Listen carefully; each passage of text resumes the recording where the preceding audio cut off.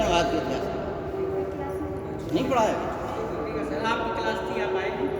और कोई नहीं आया पढ़ा? सी सेट का है, हाँ सी सेट वाले आए थे, सी सेट आपकी क्लास पूरी नहीं है। हमारी क्लास खाली रही।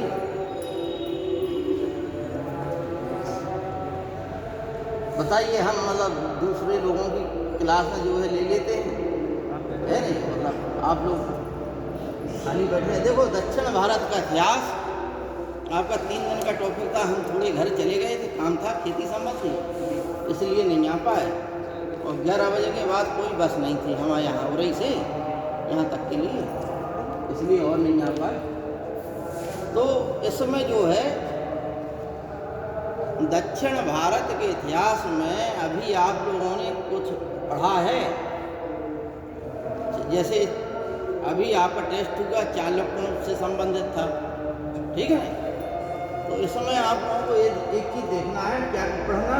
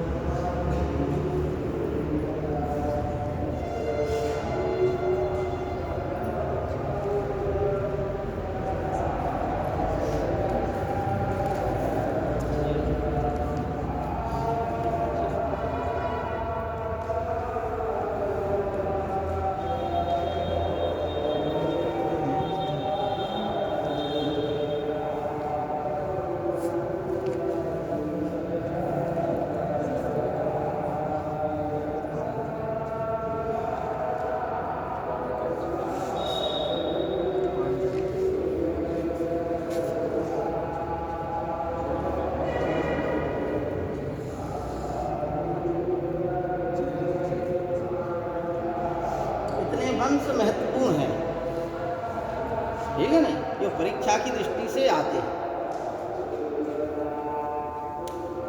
इसमें से हम आपको ये वाला टॉपिक पढ़ा रहे थे, सातवाहन, ठीक है नहीं? उसी क्रम में था, लेकिन ये जो है अगले दिन वो टेस्ट में लग गई ड्यूटी, तो ये छूट गया था।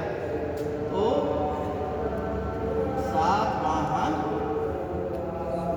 वंश,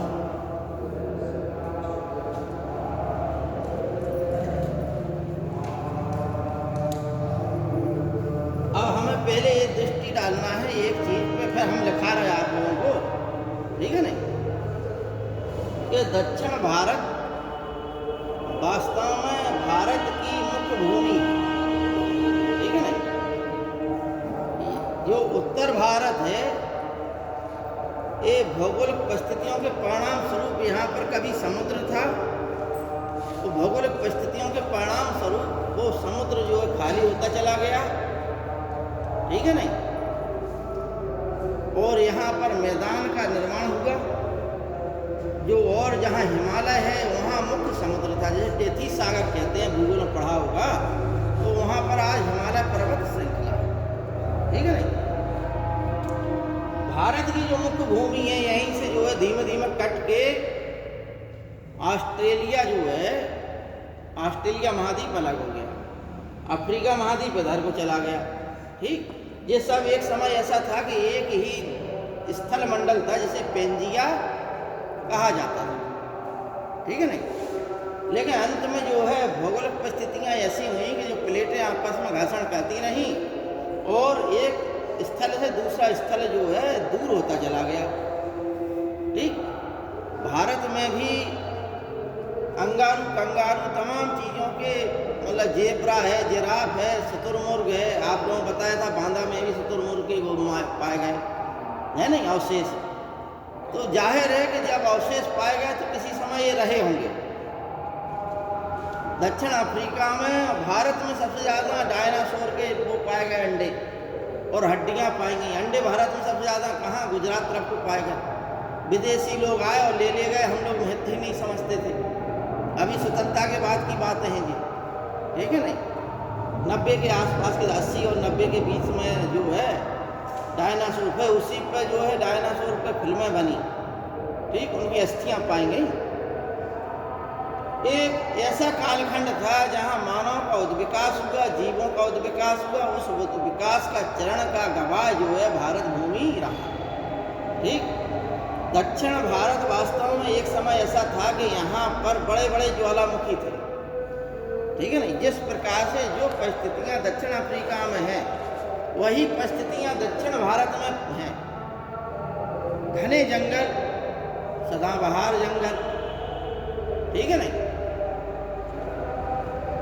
भूमध्य रेखा से भारत की नज़दीकी भी है, करीब अंडमान निकोबार से कितने किलोमीटर रह जाती है भूमध्य रेखा? 876। हाँ, वेरी गुड, ठीक है नहीं। तो जाहिर है कि भारत का जो क्षेत्र है वो एक समय जीवों के उद्विकास के लिए बहुत अनुकूल था, इसलिए यहाँ बड़े बड़े ज्वालामुखी थे। उन्हीं ज्वालामुखियों में विस्फोट हुए, लावा निकला, वो लावा जो है जमता चला गया और उन्हीं से पठार, पहाड़, पर्वत आदि बन गए। ठीक है नहीं, जो लावा निकला, लावा मतलब राख निकली, वो कहाँ? मालवा, अलवा, गुजरात, मध्य प्रदेश का मालवा और महाराष्ट्र का जो क्षेत्र है वहाँ पर वो राख फैली तो काली मिट्टी उसी से बन गई। ठीक है नहीं, बकाया जो ज्वालामुखी थे उससे जो मैग्मा निकली तो वो ठंडी हो गई तो बड़े बड़े चट्टानी पहाड़ पर्वत बन गए। ठीक, बाद में वही जो है बड़े बड़े पर्वत श्रेणियाँ बन गई। उन्हीं को काटकर मानव की बुद्धि का जब विकास हुआ तो उन्हीं को तराश तरूश के अजंता, एलोरा, एलिफेंटा आदि गुफाएं मिली। यानी विंध्याचल पर्वत जो श्रृंखला है मध्य प्रदेश से लेकर महाराष्ट्र तक फैली हुई। ठीक है ना। और दक्षिण भारत में आर्य संस्कृति का प्रवेश कराने का श्रेय किसको जाता है? अगस्त ऋषि। ठीक है ना। कहानी भी है कि अगस्त ऋषि गए तो उन्होंने विंध्याचल पर्वत से रास्ता मांगा, उसने नहीं दिया तो वो श्राप देने लगे, तो उसने फिर उनको रास्ता दे दिया। और अगस्त ऋषि ने कहा जब तक हम लौट के नहीं आएंगे तुम ऐसे ही झुके रहना। तो वो आज भी ऐसा कहा जाता है कि अपने पूर्ण स्वरूप में नहीं है, वो झुका हुआ है। झुका का मतलब है कि वो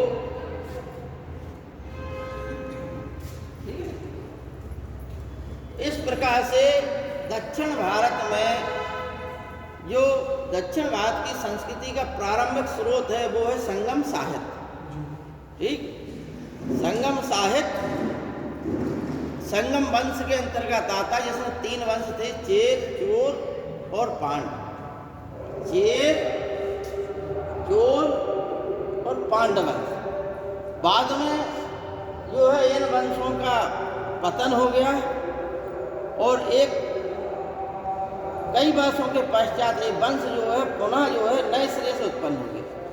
जैसे चोल वंश का पहला जो शासक है संगम काल का, ईसा पूर्व से लेकर ईसवी तक के बीच में इनका जो होगा कालखंड था, 300 ईसवी ईसा पूर्व के आसपास घटना है। तो संगम इसलिए कहते हैं कि यहाँ पर तमिल कवियों का संगम होता था। वो लोग एक राजाओं के संरक्षण में संगम कहते थे, वहाँ पर साहित्यों का सृजन करते थे। ठीक है नहीं। तो 5 जो है महाकाव्य इस कालखंड के, और इनमें कोई ज़्यादा बहुत बड़ा इतिहास नहीं है, शब्द है खाली। ठीक है नहीं। अगर समय रहा तो हम कल उसके जो है संगम काल का लिखा देंगे, लेकिन जो क्रम था वो टूट रहा था, इसलिए हम वहीं से प्रारंभ करेंगे। जो चीज़ें रह जाएंगी वो कल देखी जाएंगी। ठीक है। चेर, चोल, पांड अगस्त ऋषि के नेतृत्व में 2 संगम हुए। ठीक है नहीं। मथुरा में 2 मथुरा में हुए संगम और एक जो है कपाटपुरम में हुआ। ठीक है नहीं। उसके जो है तीसरे के जो है अगस्त ऋषि नहीं थे, नक्कीरर थे। इस प्रकार से 3 जो है संगम हुए। उनकी कहानियाँ अलग अलग हैं, उन साहित्यों की वो हम बाद में विस्तृत रूप से चर्चा करेंगे। तो चोल हो गया, चेर हो गया। चोल जो है चोल मंडल यानी तमिलनाडु वाले क्षेत्र में फैला हुआ था, ठीक है ना, ऊपर को। चेर वंश केरल को फैला हुआ था। चेर और चोल के बीच में जो क्षेत्र था वो पांडव वंश था, ठीक है ना। मदुरई अदरई वाला क्षेत्र जो है वो किनका था? पांडवों का, ठीक। पल्लव जो है कांची के थे। महाराष्ट्र वाले क्षेत्र में राष्ट्रकूट पनपे। सातवाहन भी मुख्य रूप से महाराष्ट्र में ही पनपे, ठीक है ना। और सातवाहन पहला ऐसा वंश था जो उत्तर भारत से, ठीक है ना, यानी कर्ण वंश का अंत किसने किया? उसी क्रम से चल रहा है अपन लोग। तो हम सिमुक ने किया था। तो सिमुक सातवाहन वंश का प्रथम शासक था कि नहीं था? यही लिखा है था। अच्छा, गुजरात और महाराष्ट्र के ऊपरी क्षेत्र में चालुक्य वंश पनपा। और चालुक्य वंश ज़्यादातर क्या है? 3 शाखाओं में विभक्त था। ये चालुक्य वंश जैन धर्म के पोषक थे और एक चालुक्यों की शाखा थी जो वैष्णव धर्म की पोषक थी, ठीक। इनकी 3 शाखाएं थी, वातापी के, कल्याणी के और व्यंगी के, 3 शाखाएं थी। अब हम जो है इसका अध्ययन करेंगे सातवाहन वंश का। तो सातवाहन वंश ने हमें क्या दिया? तो पहले हम दक्षिण भारत में का इतिहास क्यों महत्वपूर्ण है? क्योंकि दक्षिण भारत का इतिहास इसलिए महत्वपूर्ण है कि यहाँ जो है एक भारत के इतिहास में एक ऐसा वंश था जिन्होंने एक शक्तिशाली नौसेना के आधार पर समुद्र तट के किनारे के जितने भी देश थे उनको जीता। वो कौन सा था? चोल वंश, ठीक। समझना बात को? कौन सा था? चोल वंश, ठीक। जिसने जो है कि जितने भी मालदीप, इंडोनेशिया, जिनके इंडोनेशिया में तमाम द्वीप हैं, करीब 2000 के आसपास द्वीप समूह हैं। इनमें अनेक अलग अलग नाम थे उस समय, जावा, सुमात्रा हैं, आदि नाम थे। तो इन लोगों ने चोल वंश भारत के इतिहास का ऐसा वंश था। थोड़ा संक्षिप्त बता रहा है, पर लिखाएंगे तो आप मतलब वो चीज़ें आ जाएंगी सब। जो महत्वपूर्ण तथ्य हैं, जो मतलब कॉमन हैं, जो बार बार परीक्षा में रिपीट होते हैं, वो मौखिक रूप से बता देते हैं कि आपके दिमाग में आ जाए, फिर इसके बाद इनके संबंध में लिखा जाए। तो चोलों का क्या है? चोलों ने बड़े बड़े भव्य मंदिर बनवाए। और मंदिर में आगे जो है कम से कम मंदिर उधार है, तो यहाँ उन्होंने क्या बना दिया? प्रवेश द्वार, जिसे क्या बोला जाता था? शायद हमारे ख्याल से गोपुरम कहा जाता था उसे, ठीक है नहीं। जैसे मान लो उसमें सांची के स्तूप में जैसे तोरण द्वार कहते हैं, उसी प्रकार से भव्य द्वार बनता था, ठीक है नहीं। तो ये शैली जो है बड़े बड़े मंदिर बनाने को, मंदिर से कई किलोमीटर दूर फिर यहाँ प्रवेश करेंगे आप तो बड़ा ऊंचा सा आपको डिजाइनदार उसमें दक्षिण भारत की, क्योंकि कला की 3 श्रेणियाँ हैं भारत में। नांगर शैली उत्तर भारत में, ठीक, द्रविड़ शैली दक्षिण भारत में, और उत्तर दक्षिण के बीच में बेसा शैली, ठीक है नहीं। मूर्ति कला की भारत में 2 शैलियाँ थीं पनपी। कौन कौन? मथुरा शैली और गांधार शैली, ठीक है नहीं। सबसे पहली मूर्ति भारत में मतलब महात्मा बुद्ध की काय में बनी मथुरा शैली में, ठीक। भगवान विष्णु की भी पहली मूर्ति काय में बनी मथुरा शैली में, ठीक है नहीं। तो इस प्रकार से दक्षिण भारत में जो द्रविड़ शैली थी, उस द्रविड़ शैली के कुछ अवशेष उत्तर भारत में भी मिलते हैं, एक आध दो। जैसे ग्वालियर में एक मंदिर है जिसे तेली का मंदिर कहते हैं। ये बार बार IAS की परीक्षा में आता है, कभी कभी उत्तर प्रदेश की परीक्षा में आ जाता है। तो उत्तर भारत का एकमात्र मंदिर जो दक्षिण की द्रविड़ शैली में बना हुआ है, ठीक है नहीं। ग्वालियर किले में जिसे तेली का मंदिर कहते हैं। तेली मतलब तेलंगाना ब्राह्मण था, उसने उस मंदिर को बनवाया, उसे तेली का मंदिर कहते हैं। तेली जाति का नहीं था, वो तेलंगाना का था वो ब्राह्मण, तो उसने ग्वालियर के किले में बनवाया, उसे तेली का मंदिर कहते हैं। तो ये बार बार IAS की परीक्षा में रिपीट होता है कई बार। PCS उत्तर प्रदेश के में भी कई बार हुआ जी, ठीक है। तो चोलों का क्या योगदान है? बहुत विशाल मंदिर बनवाए, इसकी प्रतिमा कहाँ की है? क्या दिल्ली की मंदिर में प्रतिमा कहाँ की है? प्रतिमा इस समय कुछ कोई मूर्ति नहीं है उसमें। अब मतलब देख क्या ग्वालियर रहे 9 साल, हमारा देखा हुआ है कोई मूर्ति नहीं है उसमें, ठीक है ना। ऐसे ही पड़ा हुआ है, छोटा सा मंदिर है।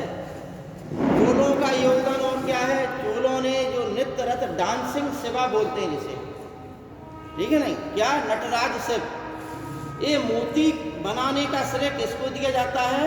चोलों। ठीक। स्थानीय स्वशासन का विस्तृत उल्लेख कहाँ मिलता है? चोलों का। परांतक प्रथम जो था उसके उत्तर मेरू अभिलेख से ग्रामीण स्वशासन प्रणाली का उल्लेख मिलता है। स्वशासन का मतलब उन्हीं का शासन, गांव के लोगों का ही शासन। और वहाँ पर उस प्रकार की व्यवस्था थी कि वोटिंग वाली प्रणाली थी, मतलब ये उसमें पर्ची डाल दी जाती थी एक घड़े में, और एक किसी मतलब अबोध लड़की से उसमें से उससे कहते थे पहले इसको हिला दो, और फिर हिलाने के पश्चात जो भी पुड़िया तुम्हारे हाथ में आए वो निकालते जाओ। उनमें योग्यताएं होती थी, वही लोग चुने जाते थे। अनेक प्रकार की स्वशासन प्रणाली थी। कभी इस संबंध में चर्चा होगी, लेकिन शॉर्टकट में आप लोग ये समझ लीजिए, बड़ा विस्तृत है, अगर उसमें चले जाएंगे तो ये चीज़ें छूट जाएंगी, ठीक है नहीं। अलग अलग लॉन्ग क्वेश्चन बनते हैं इसके, बहुत विस्तृत प्रणाली है। चोलों ने क्या दिया हमें? नौसेना दी। चोलों ने क्या दिया हमें? समुद्र तटीय जितने देश थे उनको जीता। और चोलों ने उन देशों में हिंदू धर्म, वैष्णव धर्म की प्रचार प्रसार। चोल सबसे ज्यादा किसके, किस देवता के उपासक थे? इससे भगवान शिव के, ठीक है नहीं। और कुछ तो इतने अंधभक्त थे कि वो जो है भगवान विष्णु तक को अपना शत्रु मानते थे, ठीक है नहीं। पल्लवों ने भी जो है स्थापत्य कला में विशेष योगदान दिया। चोलों से पहले पल्लव थे, ये करीब 550 ईस्वी के आसपास पनप गए थे, ठीक है नहीं। इन्होंने कौन से मंदिर बनाए? इन्होंने गुफा मंदिर बनाए, इन्होंने रथ मंदिर बनाए, यानी पत्थरों को काट कर उनमें रथ बना दिए, और 8 रथ मिलते हैं। तमिलनाडु के चेंगलपेट जिले में जो है रथ मंदिर, ठीक है नहीं। उसी प्रकार तमिलनाडु के जो समुद्र तट के किनारे सूर्य मंदिर है, ठीक, जिन्हें समुद्र तटीय मंदिर कहते हैं, अंग्रेजी में कहते हैं सूर्य टेम्पल, ठीक। इस प्रकार से दंडन अंडन जो है पल्लवों के शासन काल में ही उनके महान संस्कृत के विद्वान किरातोजनियम के लेखक जो है दंडन सिंह विष्णु के शासन काल में थे, दरबार में थे। तो इस प्रकार से पल्लवों ने क्या दिया हमें? पल्लवों ने स्थापत्य कला की एक विशेष शैली दी। कौन सी दी? पत्थरों को काट कर रथों का निर्माण करना, पत्थरों को काट कर गुफा का निर्माण करना, गुफा मंदिर, ठीक है नहीं। और समुद्र के किनारे क्या? सूर्य मंदिर। ये सब किसने दिया? पल्लवों ने। पल्लव का मतलब होता है पत्थर, पत्ता। पल्लव का मतलब क्या होता है? पत्ता, ठीक है ना। राष्ट्रकूट दक्षिण भारत की ऐसी शक्ति थे जिन्होंने उत्तर भारत की राजनीति में हस्तक्षेप किया। यानी दक्षिण भारत के जितने भी वंश थे उनमें सर्वप्रथम राष्ट्रकूट वंश ऐसा था जिन्होंने उत्तर भारत में घुस के उत्तर भारत की राजनीति में हस्तक्षेप किया। राजपूत काल में जो त्रिकोणीय संघर्ष हुआ उसमें राष्ट्रकूटों ने उत्तर भारतीय शासकों को हराकर अपनी सैनिक शक्ति का लोहा मनवाया, ठीक है नहीं। लेकिन दक्षिण भारत की परिस्थितियां हमेशा जो है विपरीत रहीं। जब भी दक्षिण भारत का शासक वहाँ गया, यहाँ उसका सिंहासन पलटने का प्रयास हुआ, इसलिए वो उत्तर भारत की राजनीति में एक तूफान और आंधी की तरह आए, और जिस प्रकार जैसे आए वैसे ही लौट गए, अपनी अधीनता स्वीकार करा दी। उस समय त्रिकोणीय संघर्ष में कौन कौन थे? राष्ट्रकूट शासक, चालुक्य और पाल, ठीक है ना। ये भी जो है सिविल सर्विसेज की परीक्षा कई बार आता है कि त्रिकोणीय संघर्ष में करीब जो है ये कई 100 वर्ष तक चला, 100 वर्ष के ऊपर ही चला, ठीक है नहीं। अंत में यह जो है संघर्ष गुर्जर प्रतिहार शासकों ने प्रारंभ किया था और इसका अंत भी गुर्जर प्रतिहार वंशों के पक्ष में ही रहा, ठीक। जब महमूद गजनबी ने भारत पर आक्रमण किया तो उस समय जो है गुर्जर प्रतिहार वंश का एक कमजोर शासक था जिसका नाम था राज्यपाल।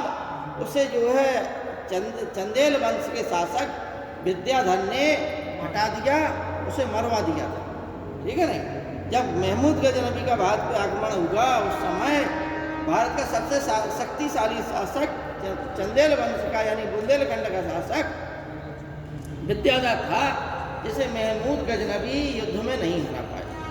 बकाया सभी शासकों को उसने हराया, ठीक है। कन्फ्यूजन है किसी को? हाँ? नहीं कन्फ्यूजन हो तो बोल दिया करो, या मतलब हम गलत बोल रहे हो तो बता दिया करो, है नहीं। सातवाहन वंश का क्या योगदान है? सातवाहन वंश का योगदान ये है कि इन्होंने सर्वप्रथम भारत में शीशे के सिक्के चलाए। इन्होंने सर्वप्रथम भारत में भूमि दान दिया। इन्होंने सर्वप्रथम ग्राम दान दिया, ब्राह्मणों को भी और बौद्धों को भी। ये लोग ज़्यादातर ब्राह्मण धर्म के अनुयायी थे, इसलिए इन्हें वैष्णव धर्मोद्धारक भी कहा गया। यानी पुष्यमित्र शुंग के पश्चात एक जो है कि हमने कहा था कि ब्राह्मण वंश थे कौन कौन? मौर्य वंश के पतन के पश्चात शुंग वंश, कर्ण वंश, सातवाहन वंश जो है कौन से वंश थे? ये ब्राह्मण वंश। तो ये जो ब्राह्मण वंश था, इनके जो है शासक ज़्यादातर जो शासक थे वह शासक अपने नाम के पहले अपनी माताओं का नाम लिखते थे।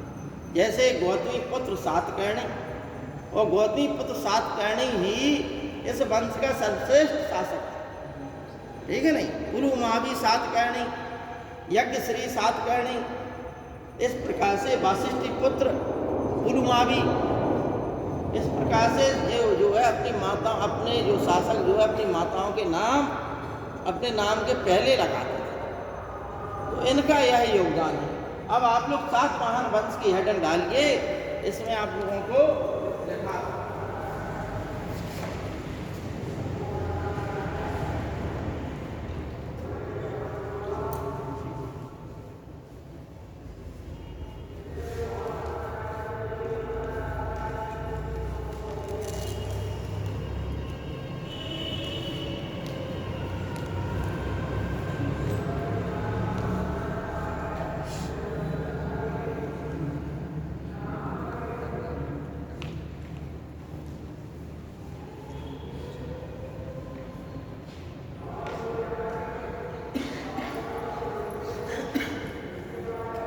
कि इसमें आंध्र सातवाहन वंश,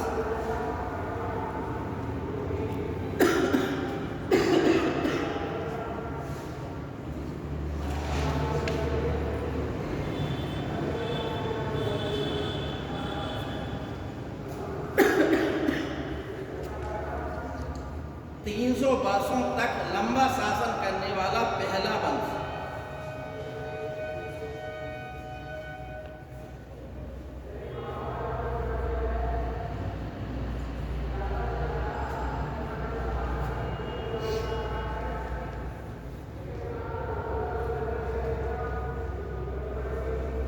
राजधानी लिखे, इसकी प्रतिष्ठान महाराष्ट्र में थी।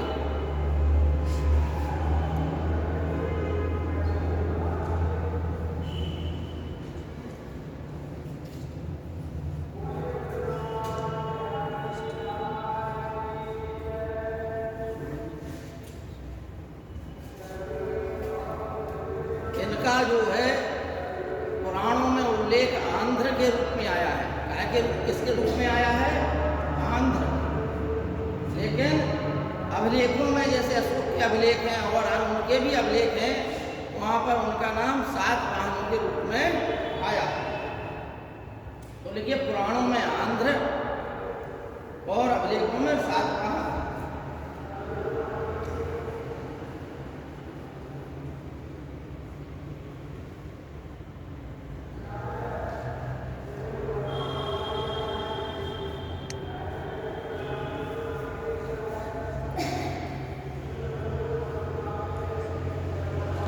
इस वंश का संस्थापक सिमुख था। संस्थापक अकेला लिखिए और एस लगा के लिख दिया करो सिमुख, ठीक है ना। संस्थापक सिमुख। अब हेडिंग डालिए आप लोग सातकर्णी प्रथम। सिमुख के पश्चात जो महत्वपूर्ण शासक था जिसने सातवाहन वंश की प्रतिष्ठा में वृद्धि की, वो कौन सा शासक था? सातकर्णी प्रथम। देखिए सातकर्णी प्रथम की दो उपाधियां थी, दक्षिणापथपति। दक्षिणापथपति एक ही उपाधि है ये, दक्षिणापथपति। दूसरा है अप्रतिरथ चक्र, अप्रतिहत चक्र। दूसरी उपाधि थी अप्रतिहत चक्र।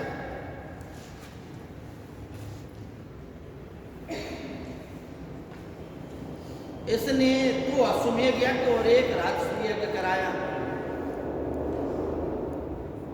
तो 2 अश्वमेध यज्ञ और 1 राजसूय यज्ञ कराया।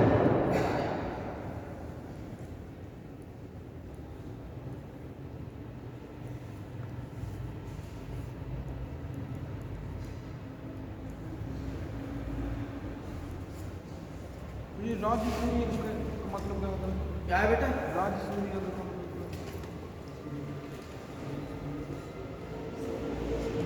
राजसूय यज्ञ जो है, बिना राजसूय यज्ञ के कोई भी जो है राजा की उपाधि धारण नहीं कर पाता, ठीक है नहीं। इसलिए वो राजसूय यज्ञ होता था और उसमें राजा जो है अपने जो दरबारी होते थे उनसे, दरबारियों से यानी मुख्य अधिकारी होते थे, उनसे क्या है अनुमति लेता था। उनकी जब जो है अनुमति मिल जाती थी या समर्थन मिल जाता था, ठीक, समर्थन का मतलब है कि राजा उन्हें उपहार देता था, बदले में वो उन्हें उपहार देते थे, ठीक, उससे जो है राजसूय यज्ञ कहा जाता है, ठीक। उसमें एक यज्ञ होता था, उसी को राजसूय यज्ञ कहा जाता है, ठीक है। देखिए इसकी रानी नागानिका लिखिए, इसकी रानी नागानिका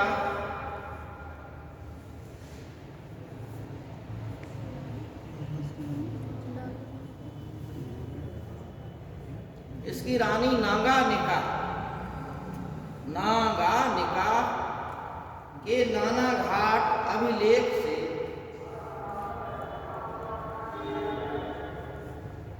नागानिका के नाना घाट अभिलेख से ज्ञात होता है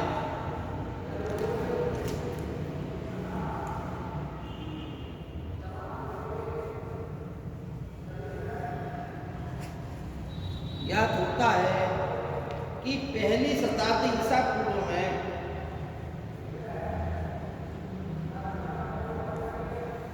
पहली शताब्दी ईसा पूर्व में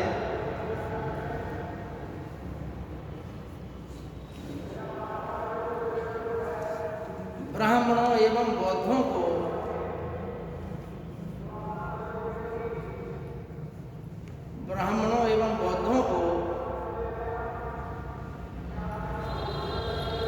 भूमि दान में दी गई थी। ब्राह्मणों एवं बौद्धों को भूमि दान में दी गई थी।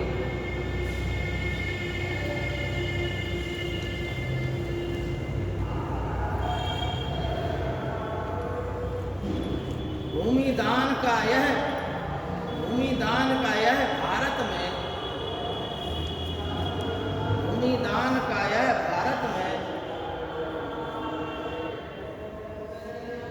पहला अभिलेखीय साक्ष्य है।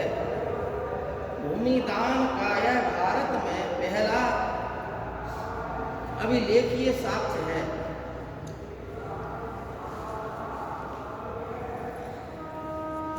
यहीं से क्या होगा कि भूमि दान की भारत में परंपरा स्थापित हो गई, ठीक है ना। अभी तक जो है भूमि दान नहीं दिया जाता था, गौदान, अन्नदान, धनदान, द्रव्य दान ये थे, लेकिन यह प्रथा किसने प्रारंभ की? सातवाहन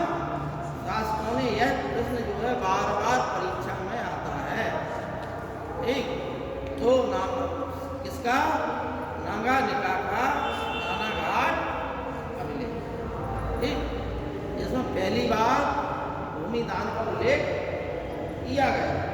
अब इसके नीचे लिखिए, अच्छा इसी के समय जो है एक चीज और लिख लीजिए, इसी के समय उड़ीसा के इसी के समय उड़ीसा के शासक खारवेल ने आक्रमण किया था।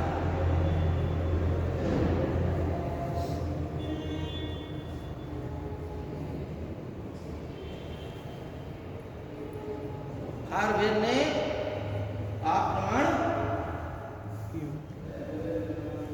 किया था। खारवेल के बारे में कौन जानता है भाई? कोई विद्यार्थी जानता है?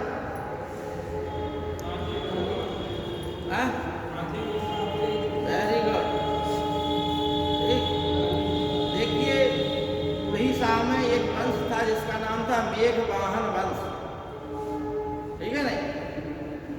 इसके ने एक लेख लिखवाया था जिसका नाम था हाथी गुम्फा अभिलेख, जिसमें इसके 13 वर्ष के शासन काल पर उल्लेख मिलता है। हाथी गुम्फा अभिलेख में पहली बार उल्लेख किन चीजों का मिलता है? नहरों का, ठीक है नहीं? नहरों के निर्माण का पहला जो है अभिलेख, देखिए प्रमाण कौन सा है? खारवेल का, ठीक है नहीं? सर ये उड़ीसा का राजा था। हाँ, उड़ीसा का राजा था ये। उड़ीसा का, ठीक है नहीं? सर इसके सर जी किस वंश का था? कलिंगाधिपति, ठीक है नहीं? और भी शासक जिन्होंने कलिंग को जीता उन्होंने कलिंगाधिपति उड़ीसा का राजा था। सर जी किस वंश का था? हाँ, कलिंग उड़ीसा में पड़ता था। पुराने समय में कलिंग ही नाम था उड़ीसा।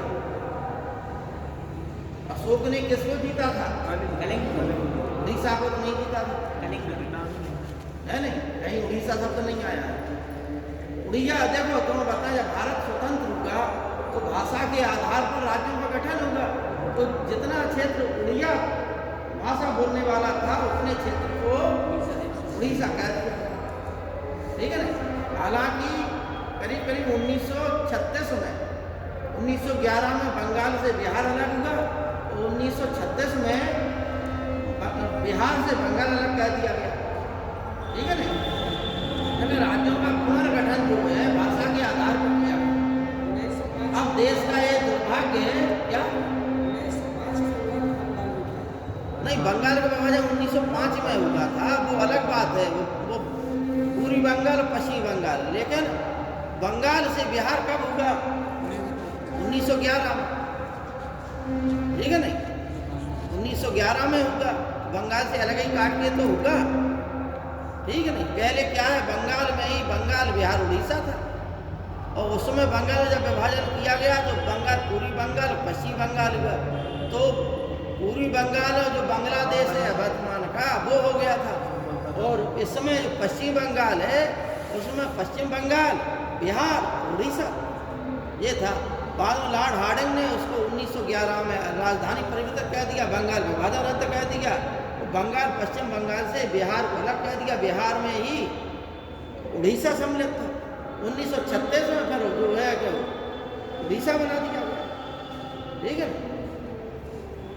लेकिन बुंदेलखंड राज्य बनना चाहिए था। ये देश की जो है बड़ी विडंबना है, ठीक है? कुछ और राज्यों की मांग, जैसे मान लो उत्तराखंड बना, झारखंड बना, ठीक है नहीं? छत्तीसगढ़, तेलंगाना बन गया, छत्तीसगढ़ ही बना। लेकिन बुंदेलखंड के जो नेता लोग हैं, एक तो कोई सशक्त नेता नहीं बन पा रहा, ठीक है नहीं? तो ये अपने प्रदेश का जो है बुंदेलखंड प्रदेश का जो है दुर्भाग्य है कि इतना बढ़िया प्रदेश होने के बावजूद भी इसका जो है राज्य का गठन नहीं होता।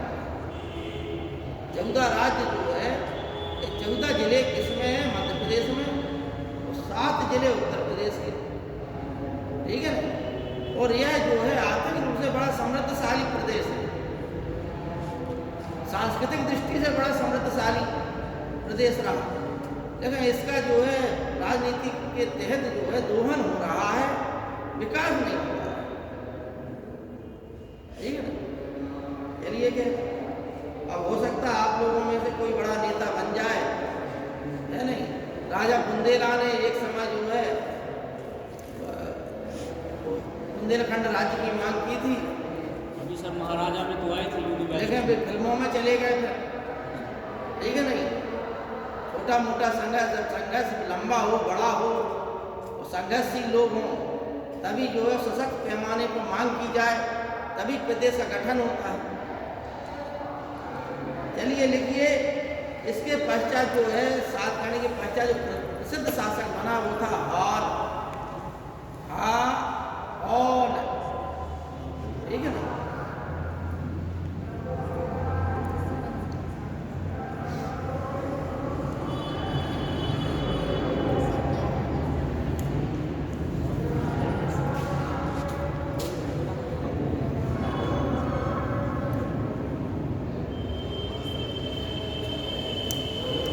ठीक, क्या है हाल?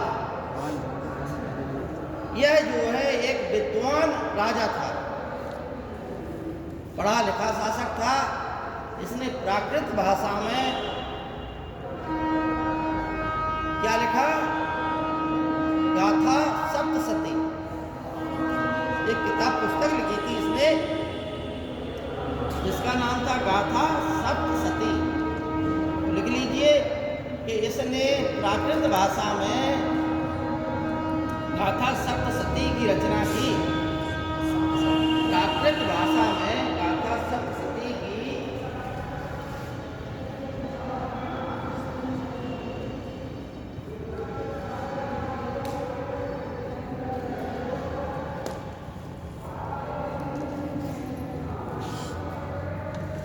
इसी के समय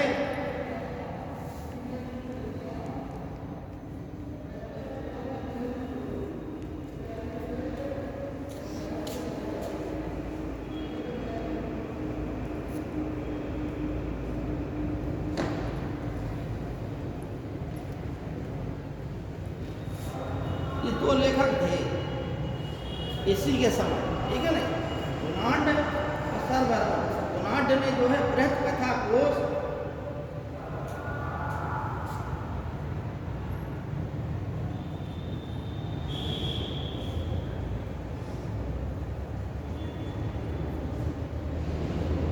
सरवर्मन ने कातंत्र नामक पुस्तकों की रचना की। इसी के समय, इसी के दरबार में थे ये। गुणाढ्य ने बृहत कथा को और सरवर्मन ने कातंत्र की रचना की, और इसी हाल ने प्रतिष्ठान को अपनी राजधानी बनाया।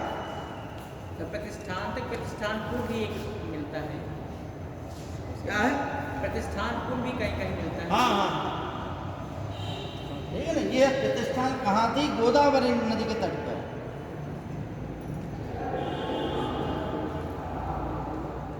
ठीक, गोदावरी को दक्षिण भारत की दक्षिणवादी गंगा किस नदी को कहते हैं?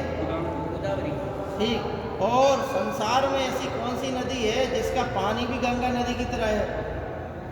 तुम लोग नदी तंत्र पढ़ चुके हो, ठीक है ना, भूगोल में। तो संसार की ऐसी कौन सी नदी है जो बिल्कुल गंगा नदी की तरह, जिसका पानी है, और जैसे गंगा नदी के पानी को रख लो, बरसों तक रखे रहो, कीड़े नहीं पड़ते, उसी प्रकार से संसार में एक नदी और है। वो नदी है क्या? इटली। हाँ, वेरी गुड। इटली की गंगा, वो नदी, इटली की गंगा कहते हैं। हाँ, इटली गंगा है, जी। ठीक है। तो ये हाल का जो है संबंधित प्रश्न आते हैं। अगला लिखिए आप लोग।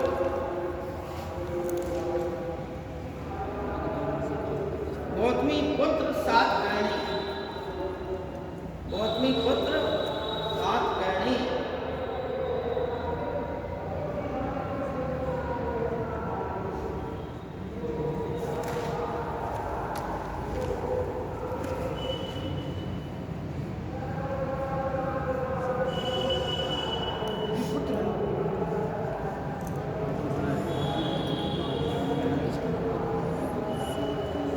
सबसे महान शासक था और इस वंश का 23वां शासक था, ठीक है ना। देखिए, इस वंश का 23वां शासक, इसका शासन काल 106 ईस्वी से 130 ईस्वी तक रहा। इसका गौतमीपुत्र सातकर्णी।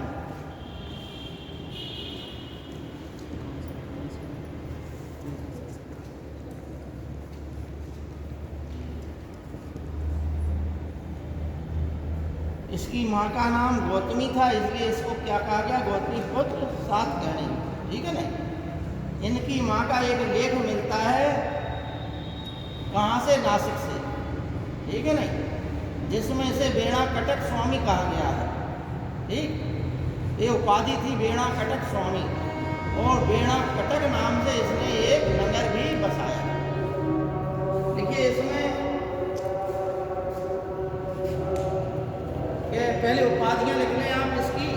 देखिए, एकमात्र ब्राह्मण, ये उपाधियां हैं। एकमात्र ब्राह्मण, अद्वितीय ब्राह्मण,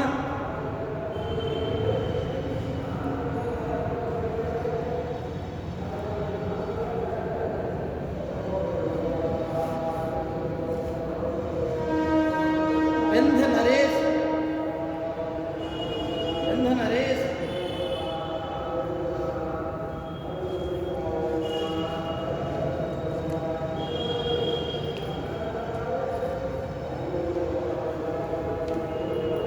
ये आदि इसकी उपाधियां थी। ठीक है ना। देखिए इस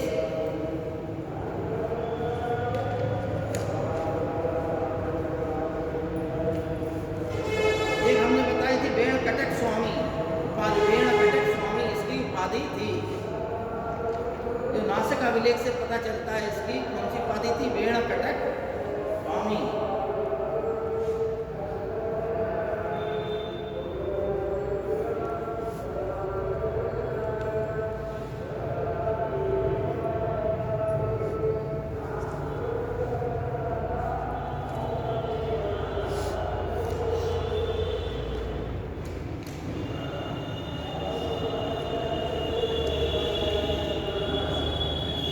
देखिए जोगलथम्पी नासिक से, जोगलथम्पी नासिक से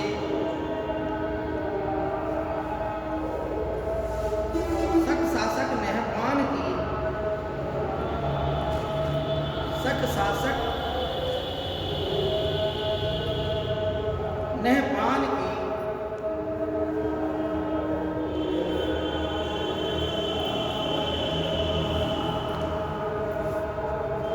13,250, 13,250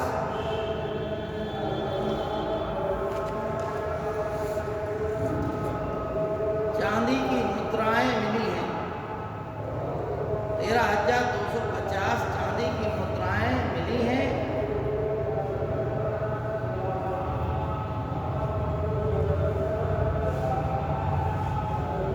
जिन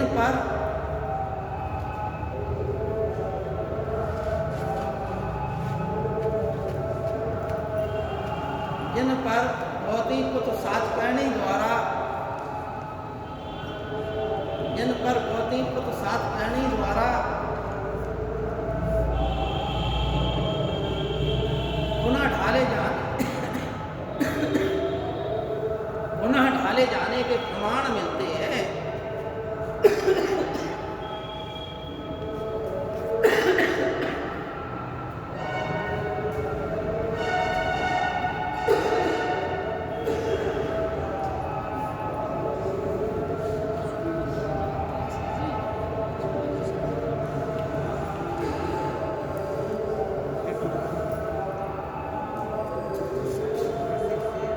यानी इनसे प्रमाणित होता है कि उसने शक शासक नेहपान को मार दिया था, तो उसकी जो मुद्राएं थी उन मुद्राओं को पुनः ढालकर अपनी मुद्राएं बना दी। ठीक है ना, ये भी प्रमाणित होता है।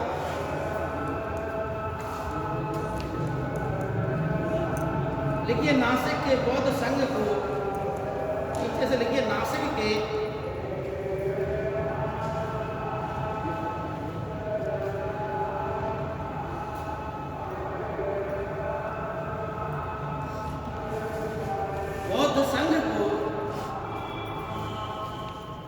अजकाल प्रिय, अजकाल किए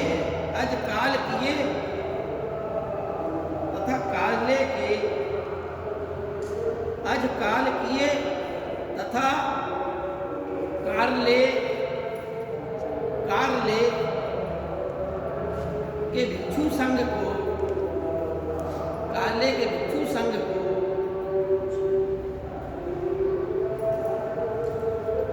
करजक नामक ग्राम दान में दिए थे। करजक नामक ग्राम दान में दिए थे।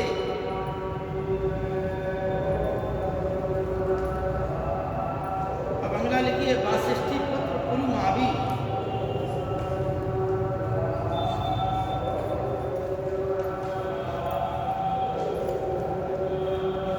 वासिष्ठी पुत्र पुलुमावी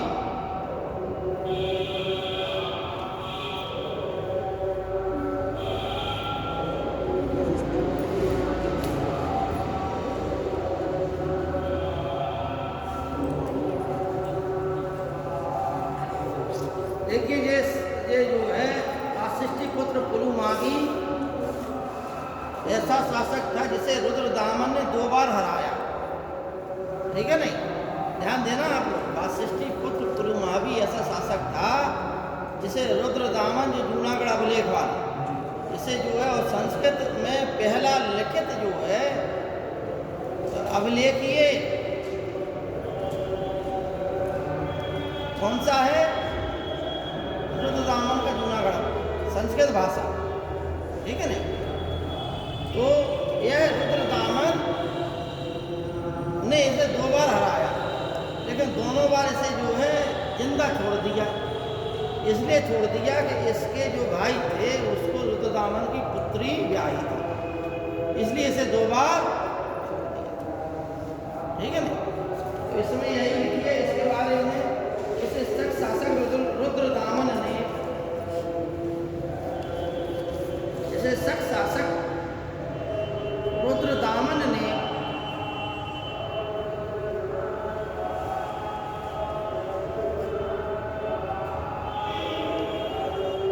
दो बार पराजित करके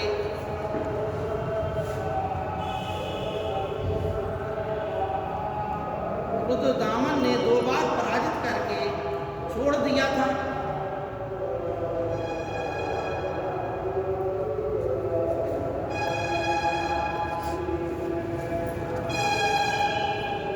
क्योंकि इसके छोटे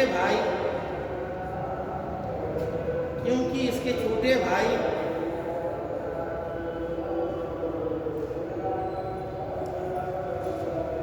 शिव श्री सातकर्णी से, इसके छोटे भाई शिव श्री सातकर्णी से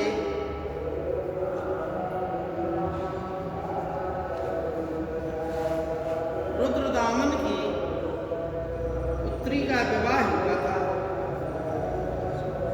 रुद्रदामन की पुत्री का विवाह हुआ था।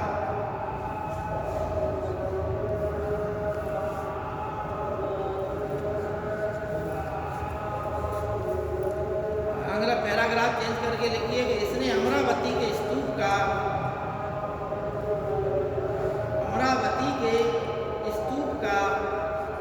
संवर्धन कराया। संवर्धन का मतलब विस्तार कराया। ठीक है ना, अमरावती के स्तूप का संवर्धन कराया।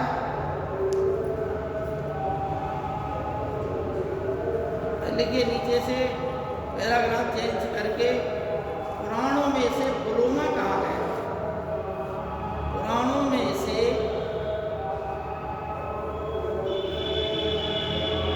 पुलोमा कहा गया। सर लिख दीजिए, लिख दीजिए।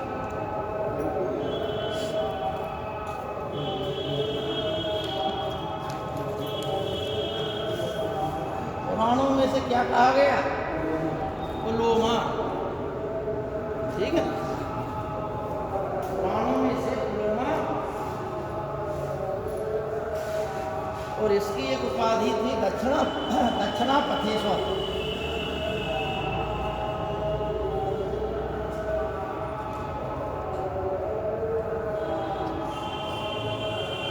रोमा की क्या उपाधि थी? दक्षिणा पथेश्वर।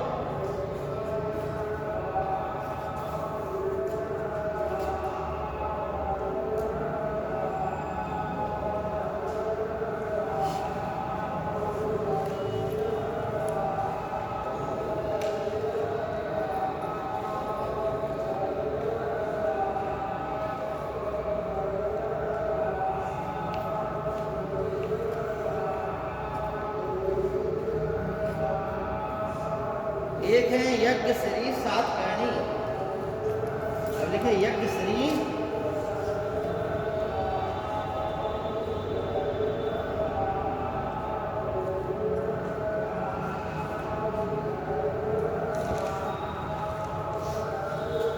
इनका सबसे ज्यादा सिविल की परीक्षा में प्रश्न पूछा जाता है कि किसके सिक्कों पर जहाज का चित्र मिलता है। तो यज्ञश्री सातकर्णी के सिक्कों पर जहाज का चित्र मिलता है।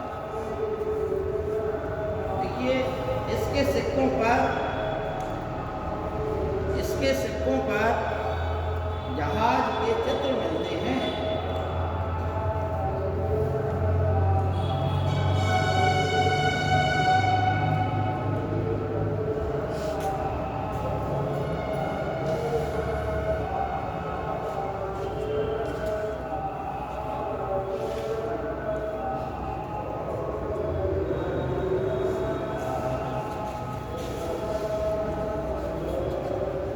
इसके पश्चात यही एक जो है प्रसिद्ध शासक था अंतिम यज्ञश्री सातकर्णी। इसके पश्चात इस वंश का जो है पतन हो गया और इसके पतन के पश्चात 3 राज्य खड़े हो गए। इक्ष्वाकु वंश आंध्र प्रदेश में, वाकाटक ऊपर को कर्नाटक तरफ, पल्लव नीचे को, ठीक है ना। इक्ष्वाकु, वाकाटक और पल्लव। तो इसमें से इक्ष्वाकुओं का बहुत ज़्यादा आता नहीं है इतिहास में। इनका बस यही आता है कि इस वंश के जो शासक थे वह ब्राह्मण धर्म के अनुयायी थे। इस वंश की जो रानियां थी वो बौद्ध धर्म की अनुयायी थी। इस वंश के शासकों ने नागार्जुनकोंडा नामक महाविहार का निर्माण कराया था। नागार्जुनकोंडा में जो है एक स्तूप है, चैत्य है, उसका निर्माण कराने का श्रेय इक्ष्वाकुओं को ही जाता है, ठीक है ना। वहाँ पर इन लोगों ने भूमि दान भी दिया था और वहाँ पर जो लेख मिले हैं, वहाँ पर इनकी रानियों के जो लेख मिले हैं उसमें इन शासकों के बारे में जानकारी मिलती है। इतना आता है कि नागार्जुनकोंडा के आसपास ही इन लोगों की राजधानी थी। तो इनका बस इतना ही आता है, ठीक है। वाकाटक भी ये ब्राह्मण वंश था, पल्लव भी ब्राह्मण वंश था, इक्ष्वाकु भी ब्राह्मण वंश थे, ठीक है। लेकिन वाकाटक जो है कब आए? हम लोग पढ़ चुके वाकाटक में।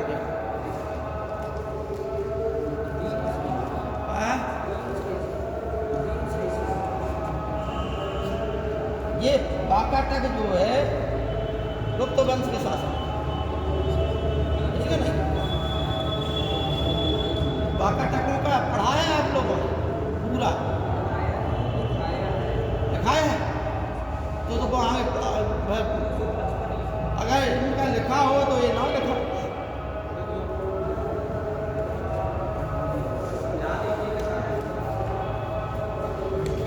इनके 3-4 शासक महत्वपूर्ण हैं।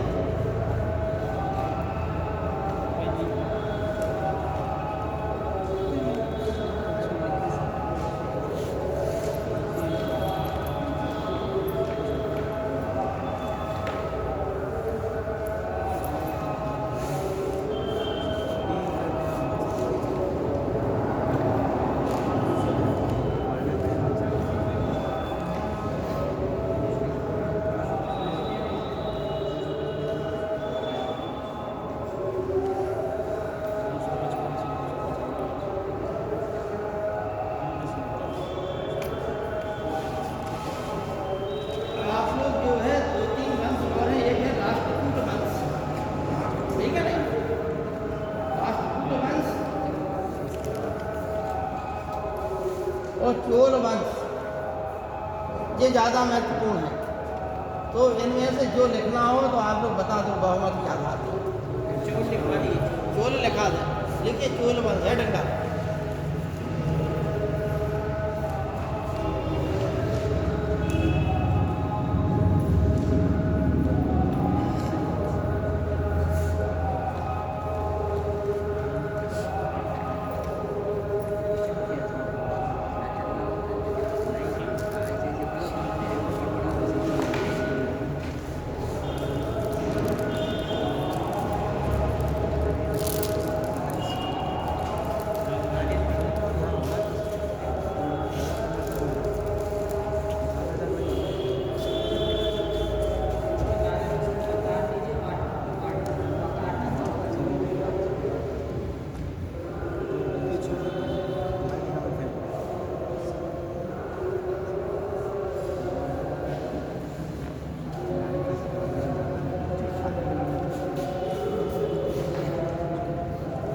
बाका टकों से खाली 2-3 प्रश्न आते हैं। एक प्रवरसेन प्रथम था, जिसने जो है 4 अश्वमेध यज्ञ किए थे, 2 वाजपेयी यज्ञ किए थे, इसलिए और राजा महाराजा धीराज की उपाधि धारण करने वाला पहला शासक था। इसके पश्चात जो है रुद्रसेन द्वितीय था, उससे इसके जो है चंद्रगुप्त द्वितीय की पुत्री प्रभावती गुप्ता का ब्याह हुआ था, ठीक है ना। तो उसके पश्चात इसकी मृत्यु हो गई थी। इसके 2 पुत्र थे, दामोदर और दिवाकर, दामोदर सेन और दिवाकर सेन, ठीक है ना। उसमें से दिवाकर एक्सपायर हो गए थे और दामोदर बचे थे। तो दामोदर ने प्रवरसेन द्वितीय की उपाधि धारण करके शासन किया। इसी के शासनकाल में कालिदास आए। यह जो है विद्वान वो क्या है राजा था, जिसने सेतुबंध नामक एक पुस्तक लिखी थी, जिसका कालिदास ने संशोधन करा दिया था। इतना कुछ था, ठीक है ना। बाका टकों की मदद से ही चंद्रगुप्त द्वितीय ने जो गुजरात के जो शक राजा थे, उनका रुद्रसेन तृतीय नाम था उसका, ठीक। रुद्र सिंह तृतीय शक शासक और रुद्र सेन द्वितीय जो इसका क्या था दामाद, रुद्रसेन और रुद्र सिंह। यहाँ रुद्रसेन द्वितीय था और वहाँ रुद्र सिंह तृतीय था। तो सेन और सिंह में अंतर करना है। यहाँ द्वितीय है, द्वितीय संबंधी है, किससे संबंधित है? चंद्रगुप्त द्वितीय से, ठीक है ना। चोल वंश में इस वंश का संस्थापक कौन था? करिकाल। लेकिन वास्तविक संस्थापक कौन था? विजयालय। ये किस काल में था? ये संगम काल में। ये जो है 900 के आसपास था, 950 के आसपास था।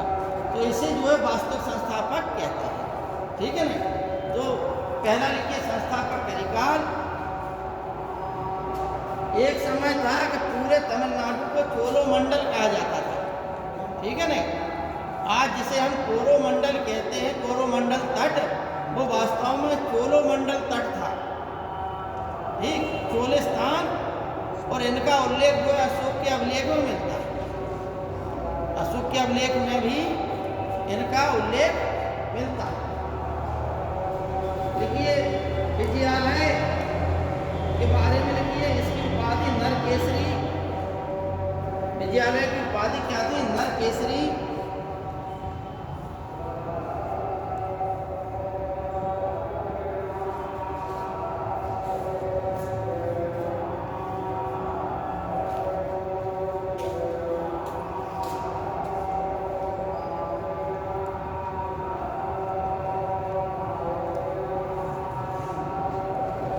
नरकेसरी उपाधि थी। चोलेश्वर मंदिर बनवाया और उरैयूर के स्थान पर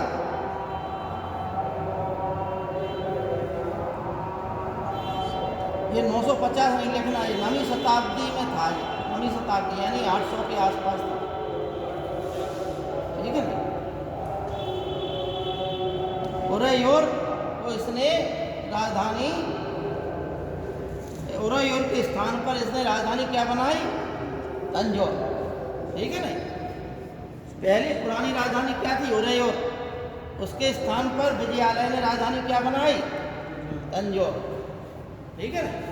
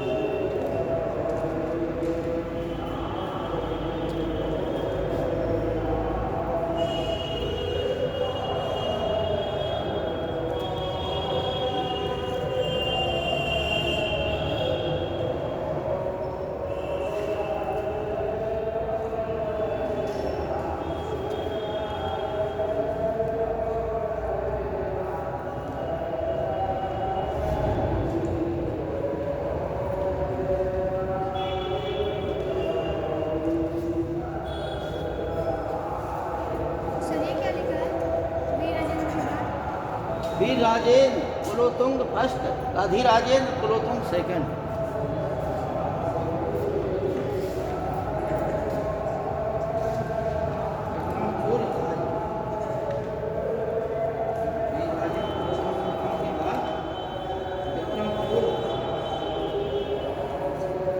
अधिराजेंद्र या विक्रम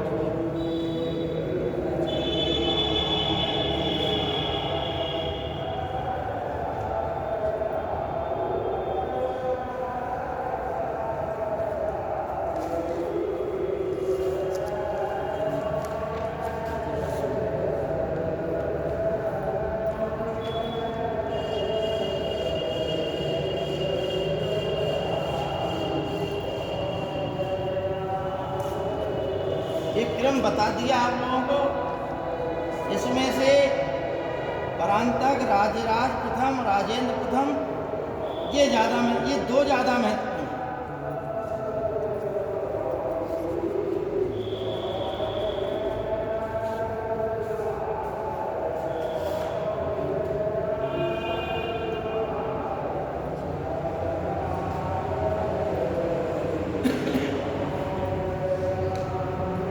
आदित्य प्रथम के बारे में लिखिए।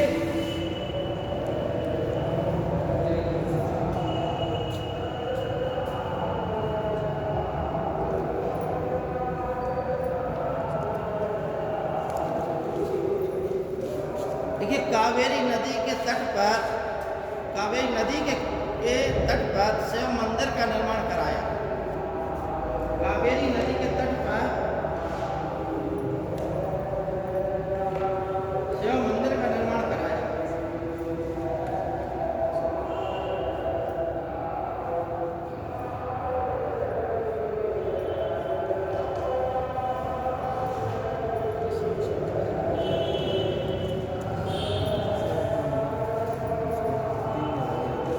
अब लिखिए परांतक प्रथम, यहाँ से ज़्यादा इतिहास प्रारंभ हो जाता है, यहाँ से प्रश्न पूछे जाने लगते, ठीक है ना।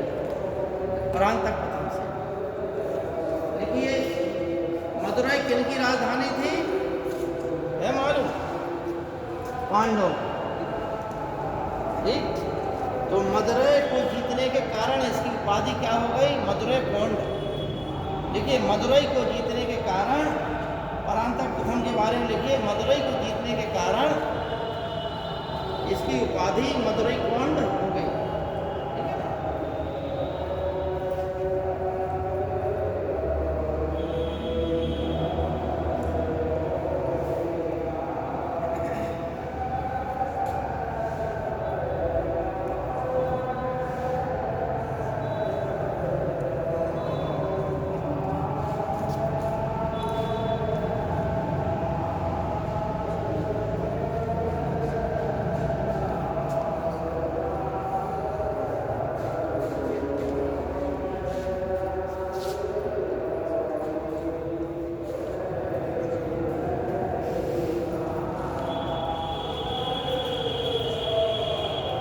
परांतक ने जो है, परांतक प्रथम ने मदुरै को जीता तो मदुरै कोंड की उपाधि धारण की, ठीक है नहीं? लेकिन तक्कोलम का युद्ध 949 में हुआ, जिसमें राष्ट्रकूट शासक कृष्णथर्ड ने इसको हरा दिया, परांतक प्रथम को युद्ध में, और कृष्णथर्ड ने तंजयन कोंड की उपाधि धारण की। जब राष्ट्रकूट पढ़ाएंगे तो उनके बारे में इनकी उपाधियाँ अलग अलग थीं, तो राष्ट्रकूट शासकों का भी हम लिखा देंगे, ठीक है नहीं? मतलब उस समय ये परंपरा चल गई थी कि जो राजा जिस राजधानी को जीत लेता था उसी के आधार पर कोंड की उपाधि धारण कर लेता था। तो जैसे तंजौर जीता तो तंजयम कोंड की उपाधि धारण कर ली, जिसने मदुरै जीता तो मदुरै कोंड की उपाधि धारण कर ली, ठीक है नहीं? तो ये तक्कोलम का युद्ध बहुत बार सिविल सर्विसेज की परीक्षा में पूछा जाता है। एक कोल्लम का युद्ध और एक तक्कोलम का युद्ध, ठीक? देखिए तक्कोलम का युद्ध 949 में कृष्णथर्ड से यह पराजित हुआ।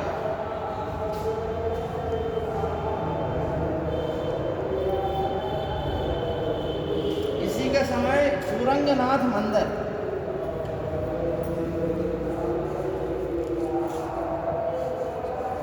औरंगनाथ मंदिर का निर्माण इसी के समय होगा। ये आता है बार बार परीक्षा में, औरंगनाथ का मंदिर किसने बनवाया? परांतक प्रथम ने।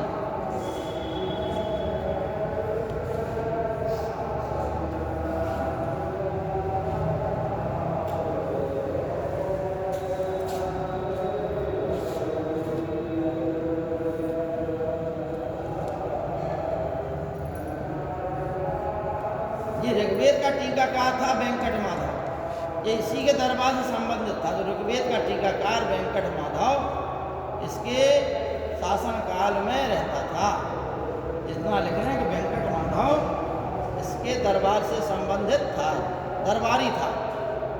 वेंकट माधव ऋग्वेद का टीकाकार था। इस परीक्षा में पूछ लिया जाता है कि वेंकट माधव किसका टीकाकार था? वेंकट माधव ऋग्वेद का टीकाकार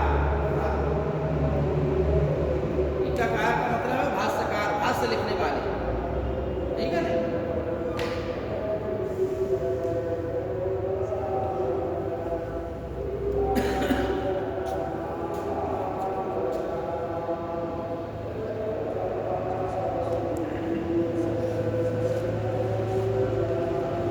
इसका राजराज 985 से 1015, 985 से 1015। यह बहुत ज़्यादा महत्वपूर्ण अच्छा शासक था, ठीक? आधे श्रीलंका को इसने जीता, पूरे श्रीलंका को जीतने का श्रेय राजेंद्र, ठीक? नौसेना का प्रारंभ इसने कराया, लेकिन नौसेना को शक्तिशाली किसने बनाया? राजेंद्र, ठीक? तो ये जो बाप बेटा थे, इनके शासनकाल में चोल वंश इतनी ऊंचाई पर पहुंचा कि यहीं से चोल वंश इतिहास में अमर। इसलिए राजराज प्रथम जो है कल हम लिखें, इसका वास्तविक नाम अरिमौलीवर्मन था, जो बार बार सिविल सर्विसेज की परीक्षा में आता है कि इसका वास्तविक नाम क्या था?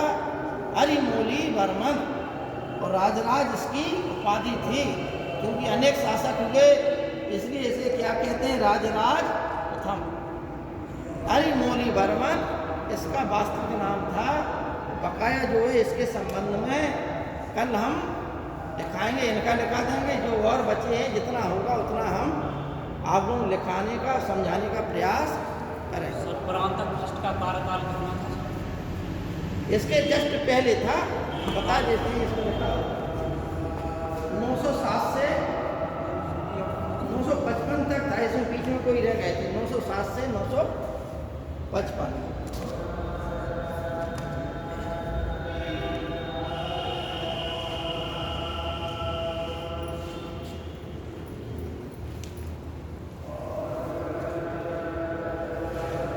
सबसे ज़्यादा इनका पूछा जाता है राजराज का, राजेंद्र का, ठीक है ना। तो इनका शासनकाल ध्यान देवो, जो मुख्य शासक होता है उसका आप जो है सन भी ध्यान दे रहे हैं अच्छे से, कितने कालखंड में इसने शासन किया, कितने वर्ष किया। और दक्षिण भारत से जो प्रश्न आते हैं वो हम क्लियर बता दें, क्या ध्यान देना आपको पढ़ने से पहले, क्या ध्यान देना आपको, दक्षिण भारत के जो प्रमुख शासक हैं उनकी कौन कौन सी उपाधियां हैं, वो सब उपाधियां रटना है आप, प्रत्येक शासक, ठीक है नहीं। और पता नहीं करना, एक शासक की 10-10 उपाधियां हैं, और 10 उपाधि में से जाने कौन सी उपाधि पूछ लें, और सुमेर करने के लिए पूछ लें, 4 उपाधियां दे दी और चारों शासकों के नाम लिख दिए। अब मिलान कीजिए, इससे पादशेखर किसकी उपाधि थी, संजय कोंड किसकी उपाधि थी, मदुरै कोंड किसकी उपाधि थी, कांची कोंड किसकी उपाधि थी। 4 शासकों के नाम लिख दिए और उधर 4 उपाधियां लिख दी। अब आपको याद होगा तो मिलान कर देंगे, और नहीं होगा तो 0 सन्नाटा हो जाएंगे, है नहीं। अब जो है बकाया कल पढ़ाया जाएगा। हालांकि 3 दिन मिला था, एक दिन आपका दक्षिण भारत के लिए खत्म हो गया है। दक्षिण भारत में आपको बताया कि ये जो है इतना आपको पढ़ना है, ठीक है। और चालुक्यों के बारे में आप मालूम ही होगा कि जो वातापी के चालुक्य थे उनमें से प्रसिद्ध 2 हुए, पुलकेशन प्रथम और पुलकेशन द्वितीय। पुलकेशन द्वितीय का किससे युद्ध हुआ था, सम्राट हर्षवर्धन से, ठीक है ना, है ना, नर्मदा नदी के तट पे। इसी का यह और अभिलेख बकाया जो है कल पढ़ाया जाए।